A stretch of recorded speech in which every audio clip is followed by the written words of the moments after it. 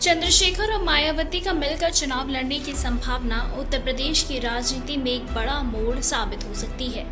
दोनों ही नेताओं के पास एक मजबूत दलित वोट बैंक है और यदि ये दोनों एक साथ आ जाते हैं तो इसका प्रभाव राज्य की राजनीतिक धारा पर गहरा असर डाल सकता है। चंद्रशेखर ने जिस तरह से बीएसपी के प्रति अपनी श्रद्धा व्यक्त की और मायावती से मिलने की इच्छा जाहिर की, वो इस बात को साबित करता है कि उनकी राजनीति में बदलाव आ सकता है।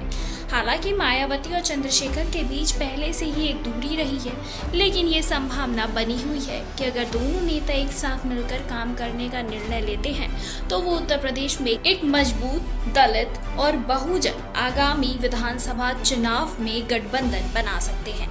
मायावती के नेतृत्व क्षमता और चंद्रशेखर के संघर्षशीलता को जोड़कर देखा जाए तो ये दोनों मिलकर उत्तर प्रदेश की राजनीति में एक प्रभावी विपक्षी गठबंधन बना सकते हैं। खासकर यदि वो दलितों, पिछड़ों और अन्य सामाजिक वर्गों के हित में एकजुट होते हैं तो इसका असर आगामी विधानसभा चुनाव में दिखाई देगा।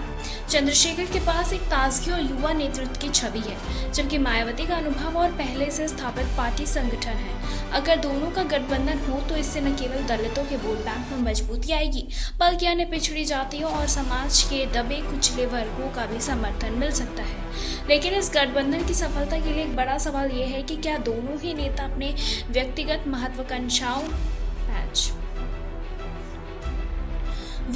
महत्वाकांक्षाओं को दरकिनार करके एक साझा मंच पर काम करेंगे।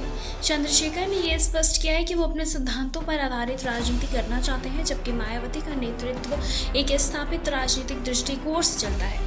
अगर इन दोनों ही नेताओं के बीच सामंजस्य स्थापित हो पाया तो ये न केवल 2027 के चुनाव में एक मजबूत संभावना बन सकता है, बल्कि इससे उत्तर प्रदेश की राजनीति में एक नया समीकरण बन सकता है। हालांकि ये भी देखना होगा कि दोनों के बीच विश्वास और सहमति का स्तर कितना गहरा होता है, क्योंकि राजनीति में गठबंधन हमेशा ही चुनौतियों से भरा होता है। फिर भी अगर ये गठबंधन सफल हो जाता है तो ये निश्चित रूप से राज्य की राजनीति में एक महत्वपूर्ण बदलाव आ सकता है।